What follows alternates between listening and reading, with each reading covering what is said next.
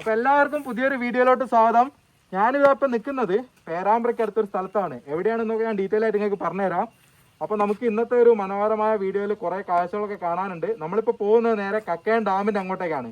കോഴിക്കോട് തന്നെ ഏറ്റവും മനോഹരമായ ഒരു സ്പോട്ടാണ് കക്കയം എന്ന് പറയുന്നത്. നമ്മൾ തോണിക്കടവ് വഴിയൊക്കെയാണ് ഇങ്ങോട്ട് കയറി വന്നത്. അപ്പോൾ വന്ന കാഴ്ചകളൊക്കെ നിങ്ങൾക്ക് എനിക്ക് കാണാൻ പറ്റും. അപ്പോൾ എല്ലാവർക്കും പുതിയൊരു വീഡിയോയിലോട്ട് സ്വാഗതം. ഞാനിതാ ഇപ്പം നമ്മുടെ പേരാമ്പ്രയിൽ നിന്ന് കക്കയത്തോട്ട് പോകുന്ന വഴി, അതായത് പേരാമ്പ്ര കൂരാച്ചുണ്ട് റോഡിലാണ് ഉള്ളത്. കുറച്ച് ദൂരം അവിടെ നിന്ന് ഇങ്ങോട്ട് വന്നു. നേരത്തെ വന്ന വഴിയൊക്കെ അത്യാവശ്യം നല്ല 4 വരി പാതയുടെ പണി നടക്കുന്നുണ്ട്. ഇങ്ങോട്ടേക്കൊക്കെ ചെറിയ റോഡാണെങ്കിലും വന്ന കുറേ ഭാഗത്തൊക്കെ വലിയ റോഡിൻ്റെ പണി നടക്കുന്നുണ്ട്. അപ്പോൾ ഇനി ഇവിടുന്ന് അങ്ങോട്ടേക്കുള്ള ഒരു മലയോര ഹൈവേ എന്നുള്ള രീതിയിൽ ഈ ഭാഗങ്ങളിലൊക്കെ നിങ്ങൾക്ക് കാണാൻ പറ്റും റോഡിൻ്റെ പണി നടന്നുകൊണ്ടിരിക്കുകയാണ്. അതായത് ഇതിനി മലയോര ഹൈവേ ആയിട്ട് ഒരു വലിയ 4 വരി പാതയായിട്ട് മാറാൻ പോവുക. അതിൻ്റെ പണി കുറേ ഭാഗത്ത് കഴിഞ്ഞിട്ടുണ്ട്. അപ്പോൾ നമ്മൾ ഇവിടുന്ന് ഇനി നേരെ ഡയറക്റ്റ് കൂരാച്ചുണ്ട് ടൗൺ എത്തും. അവിടെ ടൗണിൽ നിന്ന് നമ്മൾ റൈറ്റ് എടുത്തിട്ടാണ് നമുക്ക് കക്കയത്തോട്ട് പോകേണ്ടത്. അപ്പോൾ അതായത് പേരാമ്പ്രയിൽ നിന്ന് ഏകദേശം 20-22 കിലോമീറ്റർ ദൂരം നമുക്ക് ട്രാവൽ ചെയ്യാനുണ്ട്. നമ്മളവിടെ കക്കയം താഴെ തോണിക്കടവ് എത്തിക്കഴിഞ്ഞാൽ അവിടുന്ന് മുകളിലോട്ട് ഒരു 15 കിലോമീറ്റർ നമ്മൾ കയറി പോകാനുണ്ട്. ഇതാണ് കൂരാച്ചുണ്ട് ടൗണ്. ഇവിടുന്ന് നമുക്ക് റൈറ്റ് എടുത്തിട്ട് ഈ ഒരു റോഡ് സ്ട്രെയിറ്റ് ആണ് നമുക്ക് പോകേണ്ടത്. അതായത് പേരാമ്പ്ര ഭാഗത്തുനിന്ന് വരുമ്പം കൂരാച്ചുണ്ട് ടൗണിലെത്തിയിട്ട് നമ്മൾ ഇവിടുന്ന് റൈറ്റ് എടുത്ത് പോകണം. ഇവിടുന്ന് കുറച്ച് ദൂരം പോയാൽ നമുക്ക് വീണ്ടും റൈറ്റിലോട്ട് റോഡ് കാണാൻ പറ്റും. അത് ബാലുശ്ശേരി ഭാഗത്തോട്ടൊക്കെ ഈ റോഡ് കണ്ടോ, ഇത് ബാലുശ്ശേരിക്ക് പോകാനാണ്.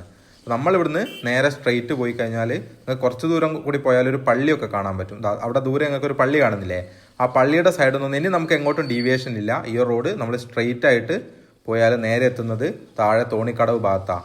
ഇനി അങ്ങോട്ടുള്ള വഴിയിൽ ഞാൻ നിങ്ങൾക്ക് ഓരോ സ്ഥലങ്ങൾ എത്തുമ്പോഴും എവിടേക്കാണ് എങ്ങനെയാണ് പോകേണ്ടതെന്ന് പറഞ്ഞുതരാം. അപ്പം കൂരാച്ചുണ്ടെന്ന് സ്ട്രെയിറ്റ് ആണ് നമ്മളിനി പോകുന്നത്. അങ്ങനെ നമ്മൾ ഏറെക്കുറെ നമ്മുടെ തോണിക്കടവ് ഭാഗത്തോട്ട് എത്തിയിട്ടുണ്ട്. അപ്പോൾ ഈ റോഡ് നമ്മൾ സ്ട്രെയിറ്റ് വന്നാൽ മതി, എങ്ങോട്ടും ഡീവിയേഷനൊന്നും പോകാതെ വന്നതാണ്. നിങ്ങൾ ലെഫ്റ്റ് സൈഡ് കാണുന്നത് തോണിക്കടവാണ്. ഇനി തൊട്ടപ്പുറത്ത് നമ്മൾ ഈ റോഡ് നേരെ പോകുന്നിടത്തുനിന്ന് നമ്മളിപ്പോൾ ഇവിടുന്ന് ലെഫ്റ്റ് എടുത്തിട്ട് പോകും. നമുക്കിനി ഇവിടുന്ന് സ്ട്രെയിറ്റ് അല്ല, ഇവിടുന്ന് നമ്മൾ ലെഫ്റ്റ് എടുത്ത് പോകുമ്പോൾ നമുക്ക് കരിയാത്തുംപാറ കാണാൻ പറ്റും. കരിയാത്തുംപാറ ആ റോഡ് നമ്മൾ നേരെ പോയാൽ ഞാൻ നിങ്ങൾക്ക് ഓരോ സ്ഥലത്തുമ്പോൾ പറഞ്ഞുതരാം, അതായിരിക്കും കുറച്ചുകൂടിയും ബെറ്റർ. നമ്മളിപ്പോൾ ഇവിടുന്ന് ലെഫ്റ്റ് എടുത്തില്ലേ, ഇനിയിപ്പോൾ ഈ റോഡ് നമുക്ക് സ്ട്രെയിറ്റ് ആണ് പോകേണ്ടത്. പോകുന്ന വഴിയിൽ നമ്മൾ നേരത്തെ തോണിക്കടവ് കണ്ടു, ഇനിയിപ്പോൾ അവിടെ നമുക്ക് കരിയാത്തുംപാറ കാണുന്നത്. ഈ കാണുന്നതാണ് കരിയാത്തുംപാറ എന്ന് പറയുന്നത്. മഴക്കാലത്തൊക്കെ വന്നാൽ നല്ല ബ്യൂട്ടിഫുൾ ആയിട്ടുള്ള ഒരു ലൊക്കേഷനാണ്. കോഴിക്കോട് ഏറ്റവും മനോഹരമായ, നമ്മൾ കോഴിക്കോടാണോ എന്ന് തോന്നിപ്പോകുന്ന രീതിയിലുള്ള മനോഹരമായൊരു സ്ഥലമാണ് കേട്ടോ ഇത്. അപ്പം നിങ്ങൾക്ക് ഇപ്പം ഈ മഴ പെയ്തതുകൊണ്ടാണ് ഇവിടെ ചെറിയ രീതിയിൽ പച്ചപ്പൊക്കെ വന്നിട്ടുണ്ട്. അപ്പം നല്ല മഴക്കാലമൊക്കെ വന്നു കഴിഞ്ഞാൽ നല്ല ഭംഗിയാണ് ഇവിടെ കാണാൻ. പണ്ടൊന്നും ഇവിടെ ഇറങ്ങാൻ പൈസയൊന്നും ഉണ്ടായിരുന്നില്ല, ഇപ്പോൾ ഇവിടെ ഇവർ ടിക്കറ്റൊക്കെ വെച്ചിട്ടുണ്ട്. അതുപോലെ തന്നെ ഈ ഒരു പുഴയിൽ 10-12 പേരോളം മുങ്ങി മരിച്ചിട്ടുണ്ട്. നമ്മൾ മുകളിൽ കാണുന്ന പോലെയുള്ള നല്ല അടിയൊഴുക്കുള്ള ഒരു പുഴയാണ്. അപ്പം ഇവിടെ വരുന്നവർ അത് വലിയ രീതിയിൽ ശ്രദ്ധിക്കണം. ഇപ്പം പുഴയിൽ ഇറങ്ങുന്നത് കർശനമായിട്ട് നിരോധിച്ചിട്ടുണ്ട്. കാരണം അത്ര പേർക്ക് അപകടം പറ്റിയൊരു കാരണം കൊണ്ട്. പക്ഷേ അതിമനോഹരമായ അത്രയും ഭംഗിയുള്ളൊരു സ്ഥലമാണ് കേട്ടോ ഇത്. ഇപ്പം നമ്മളിപ്പോൾ ഇവിടെ ഇറങ്ങുന്നില്ല, നമ്മളിവിടുന്ന് നേരെ സ്ട്രെയിറ്റ് കക്കയത്തോട്ടാണ്. ഇനി ഇവിടുന്ന് നമുക്ക് ഒരു 15 കിലോമീറ്റർ നമുക്ക് മുകളിലോട്ട് പോകണം ഡാമിൻ്റെ ഭാഗത്തോട്ടെത്താൻ. കണ്ടോ നിങ്ങൾ ഈ ഇപ്പം കാണുന്ന അവിടെ ഒരു പുഴയൊക്കെ ഉണ്ട് ഇതിൻ്റെ ഉള്ളിൽ. ഇവിടെ വന്നവർക്ക് അറിയാൻ പറ്റും. അപ്പം നമുക്കിനിപ്പം താഴോട്ട് നമ്മൾ ഇറങ്ങുന്നില്ല, നമുക്ക് മറ്റൊരു തവണ, അതായത് കുറച്ചുകൂടി മഴയൊക്കെ പെയ്തതിന് ശേഷം ഒരിക്കൽ കൂടി ഇങ്ങോട്ട് വരാം. ആ സമയത്ത് നമുക്ക് ഇവിടെ ഇറങ്ങി. ഇപ്പോഴും നല്ല തിരക്കുണ്ട് കേട്ടോ, കാരണം ചെറിയ 2-3 ദിവസമായിട്ട് മഴ പെയ്തല്ലോ. അപ്പം അതുകൊണ്ട് തന്നെ അവിടെ നല്ല ഭംഗി വന്നതുകൊണ്ടാണ് ഇപ്പം ഇത്രയും ആൾക്കാർ. ഇപ്പോൾ ഒരുപാട് പേര് വരുന്നുണ്ട്, ഇപ്പം നല്ല തിരക്കാണ് ഇവിടെ.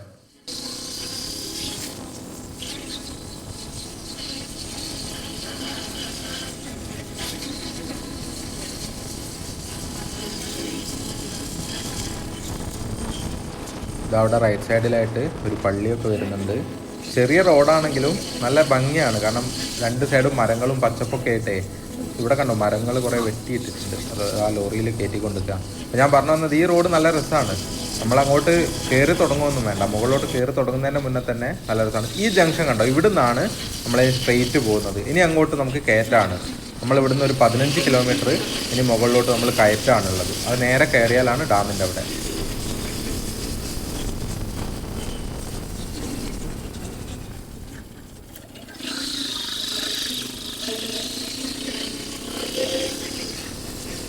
നല്ല ഭംഗിയുള്ള റോഡാണ് കേട്ടോ ഇത്. മുകളിലോട്ട് എത്തുന്നവരെ നമുക്ക് ഒരുപാട് കാഴ്ചകളൊക്കെ കണ്ടു പോകാൻ പറ്റും. ഇത് ഈ മഴ പെയ്തുകൊണ്ടാണ് ഇപ്പം ഇത്രയും ഒരു ഭംഗി വന്നത്. ഇനിയിപ്പോൾ എത്ര മഴ പെയ്യുന്നോ അതിനനുസരിച്ച് ഇങ്ങോട്ടേക്കുള്ളൊരു കാഴ്ചയുടെ ഭംഗി ഇങ്ങനെ കൂടിക്കൊണ്ടിരിക്കും. ഈ കാണുന്ന ചെറിയ ചെറിയ വഴികളിലൂടെയൊക്കെ വെള്ളം ഒഴുകിക്കൊണ്ടിരിക്കും. അതൊക്കെ കാണാൻ നല്ല ഭംഗിയാണ്. നമുക്ക് നല്ല പോലെ മഴ പെയ്തിട്ട് ഒരിക്കൽ കൂടെ ഇങ്ങോട്ട് വരാം. അപ്പം നമുക്ക് താഴെ ഇറങ്ങാം. ഇപ്പം ഞാൻ നേരത്തെ താഴെ കരിയാത്തുംപാറ ഇറങ്ങാതിരുന്നത് അവിടെ ഇപ്പം അത്ര ഭംഗിയൊന്നും വന്നിട്ടില്ല. മുകളിലോട്ട് പോകുന്ന വഴിയിൽ അവിടെ കണ്ടാട്ടോ അത് മലയണ്ണാനാണ്, നിങ്ങൾ കാണുന്നുണ്ടാവും. പക്ഷേ അതിൻ്റെ തലയൊന്നും അത്ര ക്ലിയർ അല്ല, ഞാൻ കുറച്ച് സൂം ചെയ്തെടുത്തതാണ്. അപ്പോൾ ഇവിടെ വന്നാൽ നമുക്ക് മലയണ്ണാനെയും വേഴാമ്പലിനെയും ഒക്കെ നല്ല രീതിയിൽ കാണാൻ പറ്റും. പിന്നെ ഇവിടെ മുകളിലോട്ട് കടുവയൊക്കെ ഇറങ്ങിയിട്ടുണ്ട് കേട്ടോ, കടുവ, കാട്ടുപോത്ത്, ഇതൊക്കെ പക്ഷേ റയറാണെങ്കിലും ഒരിക്കലും ഭയങ്കര വൈറലായ ഒരു വീഡിയോ ഉണ്ടായിരുന്നു, കടുവ വന്ന് ഡാമിൽ നിന്ന് വെള്ളം കുടിക്കുന്നത്. അതൊക്കെ ഇവിടെയാണ്, ഇപ്പോഴും കടുവ ഇവിടെ ഉണ്ട്. ഇത് കണ്ടോ, നമ്മൾ മുകളിലോട്ട് കയറി പോകുന്ന വഴിയിൽ കുറേ വ്യൂ പോയിന്റുകൾ ഉണ്ട്. ആ വ്യൂ പോയിന്റ് നോക്കിയുള്ള കാഴ്ചകളാണിത്. ഇങ്ങനെയുള്ള 2-3 വ്യൂ പോയിന്റുകൾ നമുക്ക് മുകളിൽ എത്തുന്നതിന് മുന്നേ കാണാൻ പറ്റും. ഇതൊക്കെ കണ്ട് അത്യാവശ്യം നല്ല സമയം എടുത്ത് നല്ല ഭംഗിയുള്ള കുറേ കാഴ്ചകളൊക്കെ കണ്ട് നമുക്ക് മുകളിലോട്ട് പോകാൻ പറ്റും. അതാണ് ഇതിൻ്റെ ഒരു പ്രത്യേകത. ഇപ്പോൾ ഒക്കെ മഴക്കാലം തുടങ്ങിയതുകൊണ്ടായിരിക്കണം അത്ര തിരക്കും കാര്യങ്ങളൊന്നുമില്ല. സാധാരണ ഇഷ്ടംപോലെ ആളുകൾ വരാറുണ്ട്. ഇപ്പോൾ കണ്ടില്ലേ, റോഡ് മൊത്തം വിജനായി കിടക്കുകയാണ്. ആകെ കൂടെ 1-2 വണ്ടികൾ മാത്രമാണ് മുകളിലോട്ട് വന്ന ശേഷം നമ്മൾ കണ്ടത്.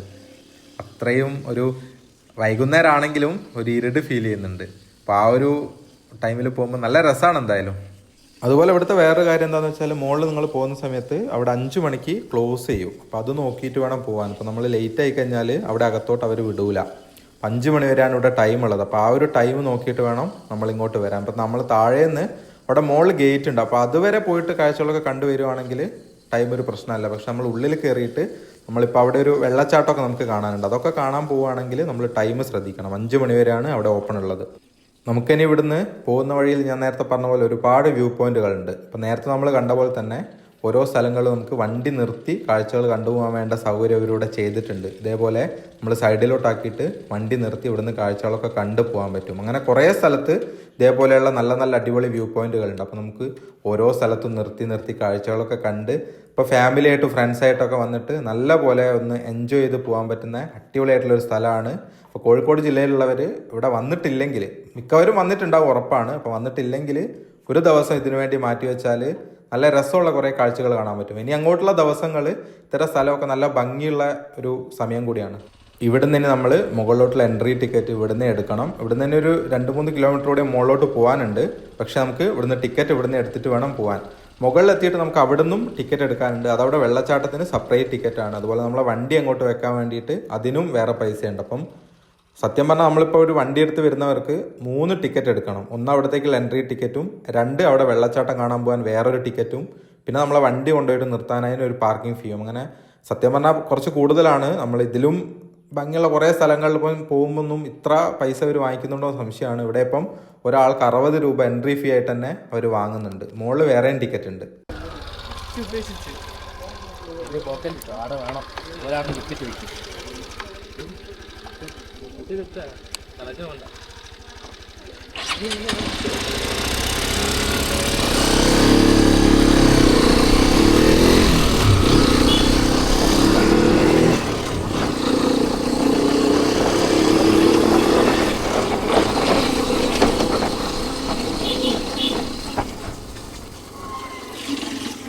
ഇന്റെ വീഡിയോ നിങ്ങൾക്ക് ഫൈൻ കിട്ടൂ.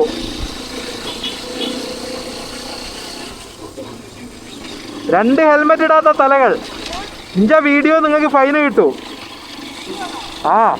ഇപ്പൊ കഴിഞ്ഞ കുറെ ദിവസങ്ങളായിട്ട് അത്യാവശ്യം നല്ല രീതിയിൽ മഴ പെയ്തുകൊണ്ട് തന്നെ ഈ ഭാഗങ്ങളിലൊക്കെ നല്ല പച്ചപ്പ് വന്നിട്ടുണ്ട് ഇപ്പൊ തന്നെ. അപ്പൊ ഇനിയിപ്പം ജൂൺ ജൂലൈ മാസങ്ങൾ വരുന്ന സമയത്ത് നല്ല രീതിയിൽ കുറെ നീർച്ചാലുകളും അതും ഇതൊക്കെ ആയിട്ട് അടിപൊളിയായിട്ടുള്ള റൂട്ടായിരിക്കും. താഴേന്ന് മുകളിലോട്ട് പോകുന്ന വഴി മുഴുവൻ നമുക്ക് നല്ല രീതിയിൽ കുറേ ഭംഗിയുള്ള കാഴ്ചകളൊക്കെ കണ്ടുപോകാൻ പറ്റും. ഇതാണ് മൺസൂൺ ടൈമാണ് ഇതേപോലെയുള്ള സ്പോട്ടുകൾ നമ്മൾ വരാനുള്ള ഏറ്റവും പെർഫെക്റ്റ് ടൈം എന്ന് പറയുന്നത്. വീഡിയോ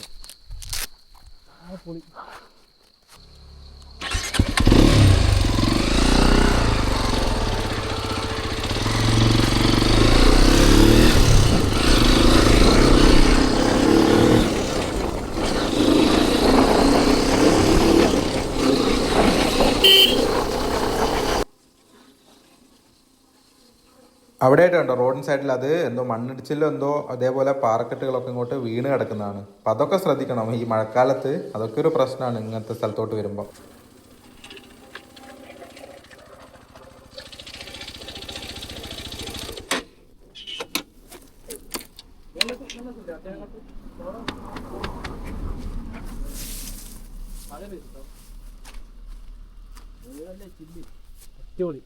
ഐഫോണിൽ കുറെ ഫോട്ടോ ഞാനൊരു താഴെ കണ്ടേ ചവിട്ട് താഴെ പറ്റും കാലും കഴിയും. സത്ത് പോവൂടാ. നമ്മുടെ നാട് നവ്യൂ എന്താ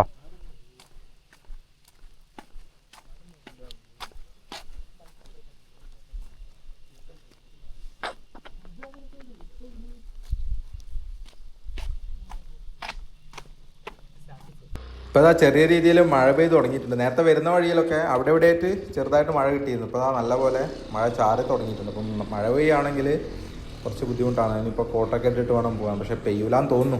എന്തായാലും നിങ്ങൾ കണ്ടില്ല എത്ര ഭംഗിയാണ് ഇങ്ങോട്ടുള്ള വഴികൾ മൊത്തം. ചെറിയ റോഡാണ്. ഇതുപോലെ ഒരു സൈഡ് മൊത്തം നല്ല വ്യൂവും മറ്റേ സൈഡ് ഇതേപോലെയുള്ള പാറക്കെട്ടുകൾ.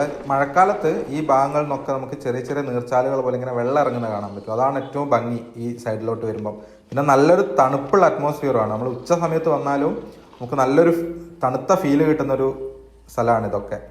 ഇവിടെയാണ് അകത്തോട്ടുള്ള എൻട്രി വരുന്നത്. അപ്പം നേരത്തെ നമ്മളെടുത്ത ടിക്കറ്റ് ഇവിടെ നിന്നുള്ള എൻട്രിയാണ്. ഇനിയിപ്പോൾ നമ്മൾ ഇവിടെ നിന്നും ടിക്കറ്റ് എടുക്കണം. അത് ഒന്ന് നമുക്ക് അവിടെ വെള്ളച്ചാട്ടത്തിൻ്റെ അങ്ങോട്ട് പോകാനും രണ്ടാമത്തത് നമ്മുടെ വണ്ടി പാർക്ക് ചെയ്യാനും. ഇപ്പോൾ 2 ടിക്കറ്റ് ഇനി ഇവിടെ നിന്ന് എടുക്കണം. അതായത് 30, 20, 50 രൂപയുടെ ടിക്കറ്റ് ഇവിടുന്നും 60 രൂപ താഴെ. അതായത് 110 രൂപയുടെ ടിക്കറ്റ് ഒരാൾ ഇവിടുന്ന് എടുക്കണം. അതിനിപ്പോൾ കാറാണെങ്കിൽ ടിക്കറ്റ് ചാർജ് പിന്നെയും കൂടും. അതാണ് ഞാൻ പറഞ്ഞത്, നോർമലി സാധാരണ നമ്മൾ പോകുന്ന സ്ഥലത്തുള്ളതിനേക്കാളും പൈസ കൂടുതലാണ്. അപ്പം നോർമലി അത്ര ഭംഗിയുള്ള സ്ഥലങ്ങളിലും ഇത്ര ടിക്കറ്റ് റേറ്റ് ഒന്നും വരുന്നില്ല. ഇനിയിപ്പോൾ നമുക്ക് ഇവിടുന്ന് വണ്ടി നേരെ കൊണ്ടുപോയിട്ട് മുകളിൽ പാർക്ക് ചെയ്ത് അവിടെ ഫസ്റ്റ് വെള്ളച്ചാട്ടം കാണാൻ പോകും. കാരണം അവിടെ 5 മണിക്ക് ക്ലോസ് ചെയ്യും. ഇപ്പോൾ ഏകദേശം നമ്മൾ 3:45 കഴിഞ്ഞു. നമുക്ക് അവിടെ കുറച്ച് നടന്നു പോകാനുണ്ട്. ഇവിടുന്നൊരു 2-3 കിലോമീറ്റർ നടന്ന് പോയിട്ട് വേണം നമുക്കത് കാണാൻ. അപ്പോൾ അത് കണ്ടു വന്നിട്ട് നമുക്കിവിടെ ഉള്ള ഇവിടുത്തെ മെയിൻ വ്യൂ എന്ന് പറയുന്നത് അവിടെയുള്ള ആ ഒരു വെള്ളച്ചാട്ടം തന്നെയാണ്. അതിന് ശേഷം പിന്നെ ഇവിടെ ഒരു ബോട്ടിങ്ങും കാര്യങ്ങളൊക്കെ ഉണ്ട്. അപ്പം അതൊന്ന് കണ്ടു വന്നിട്ട് ഫസ്റ്റ് എന്നിട്ട് ഇവിടെയുള്ള കാര്യങ്ങൾ നോക്കാം.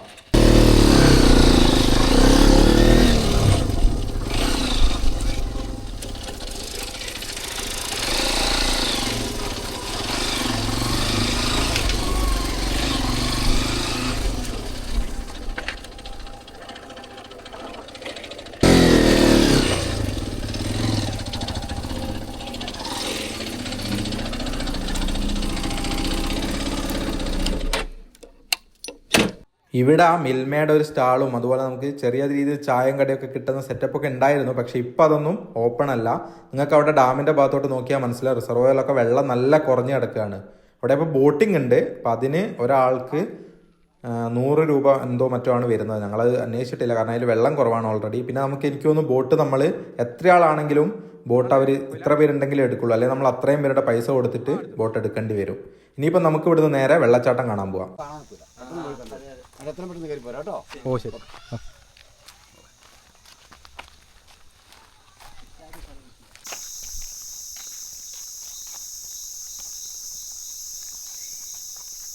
ആ ഒരു ചേട്ടനെ അവിടുത്തെ വാച്ചറാണ്. ഞങ്ങളുടെ അടുത്ത് പറഞ്ഞതാണ് 4 മണിയായി, ഇപ്പം നിങ്ങൾ പെട്ടെന്ന് പോയിട്ട് വെള്ളച്ചാട്ടമൊക്കെ കണ്ടു വന്നോളൂ, അവിടെ 5 മണിക്ക് ക്ലോസ് ചെയ്യും. അപ്പോൾ അതാണ് പുള്ളി പറഞ്ഞത്. പുള്ളി ഇന്ന് ലീവാണ് അത്ര. പുള്ളിയാണ് അവിടെ ശരിക്കും നമുക്ക് ഡീറ്റെയിൽ ചെയ്ത് തരിക. കാരണം അവിടുത്തെ കാര്യങ്ങളൊക്കെ ഇപ്പോൾ ഇവിടെയാണ് ഈ ഒരു റിസർവറിൻ്റെ ഡാമും സെറ്റപ്പൊക്കെ വരുന്നത്. അപ്പം നല്ല ഭംഗിയില്ലേ, മുകളിൽ മൊത്തം കോട മൂടിയിട്ടുണ്ട്. നല്ല രസമുണ്ട് ഇവിടുന്ന് കാണാൻ. ഇനിയിപ്പം നമുക്ക് ഇവിടുന്ന് നേരെ നടന്ന് അവിടെ വെള്ളച്ചാട്ടത്തിൻ്റെ ഭാഗത്തോട്ട് പോകാം. കണ്ടോ, ഉരക്കുഴി വെള്ളച്ചാട്ടം. അപ്പോൾ ഇവിടെ നമ്മൾ ശ്രദ്ധിക്കണം, ഈ വഴിയിലൊക്കെ അവർ പറഞ്ഞിട്ടുണ്ട് ഒരുപാട് അണലിയും കാര്യങ്ങളൊക്കെ ഉണ്ട്. അതുപോലെ നമ്മൾ പോകുന്ന സ്ഥലത്ത് വെള്ളച്ചാട്ടം വളരെ ശ്രദ്ധിക്കേണ്ട ഒരു സ്ഥലം കൂടിയാണ്. അവിടുത്തെ ഏറ്റവും പ്രധാനപ്പെട്ട കാര്യം എന്ന് വെച്ചാൽ കേരളത്തിലെ ഒരേ ഒരു തെരച്ചിലില്ലാത്ത വെള്ളച്ചാട്ടമാണ്. അതായത് ഇവിടുന്ന് എന്തെങ്കിലും പറ്റിക്കഴിഞ്ഞാൽ പിന്നെ തെരച്ചിലില്ല. ഒരു രീതിയിലും നമുക്ക് അവർ അന്വേഷിക്കാനോ പിടിക്കാനോ ഒന്നും നിൽക്കില്ല. അതുകൊണ്ട് ആരെങ്കിലും വീണ് കഴിഞ്ഞാലൊക്കെ ബാക്കിയുള്ളവർ തിരിച്ചു പോകാമെന്നല്ലാതെ മറ്റൊന്നും ചെയ്യാനില്ല. അതാണ് ഇവിടുത്തെ വലിയൊരു പ്രത്യേകത. ഒരു രീതിയിൽ നമുക്ക് തിരിച്ചെടുക്കാൻ പറ്റാത്ത രീതിയിൽ വലിയ അപകടം ഉണ്ടാവും. അപ്പോൾ അത് ഇവിടുന്ന് ശ്രദ്ധിക്കണം എന്നാണ് അവരൊക്കെ നമ്മളടുത്ത് പറഞ്ഞത്.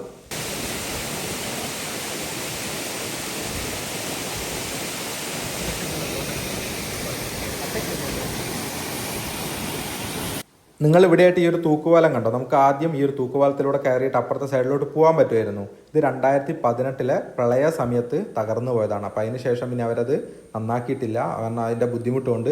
ഇനിയിപ്പോൾ ഇവിടെ നിന്ന് ഒരു ഗ്ലാസ് ബ്രിഡ്ജ് വരുന്ന കാര്യം സർക്കാരിൻ്റെ പരിഗണനയിലുണ്ടെന്നൊരു ന്യൂസ് കണ്ടിരുന്നു. അപ്പോൾ അത് വന്നിട്ടുണ്ടെങ്കിൽ നല്ല രസമുണ്ടാവും. അതുപോലെ തന്നെ ഈ ഒരു ഭാഗത്തിന് വേറൊരു പ്രത്യേകത കൂടെ ഉണ്ട്.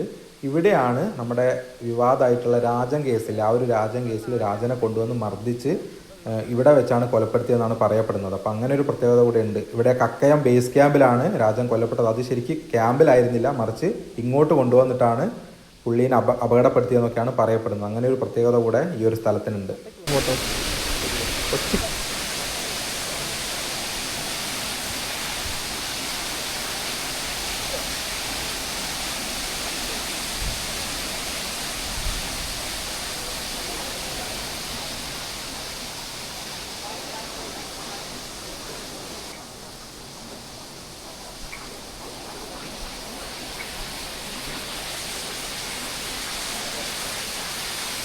ഇപ്പം ഏകദേശം സന്ധ്യ ആയി തുടങ്ങിയിട്ടുണ്ട്. മുകളിലൊക്കെ നല്ല രീതിയിൽ കോട ഇറങ്ങിയിട്ടുണ്ട്.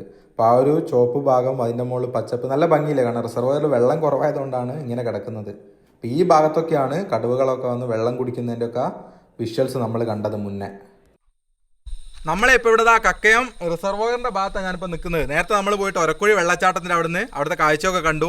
കുറേ ദിവസത്തിന് ശേഷം നമുക്കവിടെ നല്ല രീതിയിലുള്ള കോടയൊക്കെ ഉണ്ടായിരുന്നു. നിങ്ങൾ കണ്ടിട്ടുണ്ടാവും, നല്ല ഭംഗിയില്ല അവിടെ ആ ഒരു വെള്ളച്ചാട്ടവും അതിൻ്റെ അടുത്തുള്ള നമ്മളെ പൊട്ടിയിട്ടുള്ള ആ ഒരു തൂക്ക് പാലമൊക്കെ നമ്മളിപ്പോൾ കണ്ടിട്ടാണ് ഇങ്ങോട്ട് വന്നത്. ഇനിയിപ്പോൾ നമ്മളിവിടുന്ന് തിരിച്ച് നമ്മുടെ ഡാമിൻ്റെ ഭാഗത്തോട്ടേക്കാണ് പോകുന്നത്.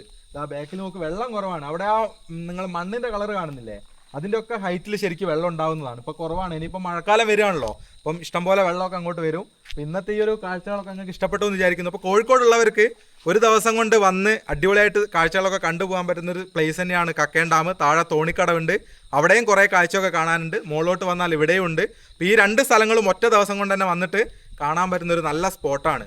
അപ്പം ഇന്നത്തെ ഒരു വീഡിയോ എല്ലാവർക്കും ഇഷ്ടപ്പെട്ടു എന്നാണ് വിചാരിക്കുന്നത്. അപ്പോൾ നമുക്ക് മറ്റൊരു ദിവസം മറ്റൊരു മനോഹരമായിട്ടുള്ള വീഡിയോ ആയിട്ട് വീണ്ടും കാണാം. അതുവരെ എല്ലാവർക്കും ബൈ ബൈ.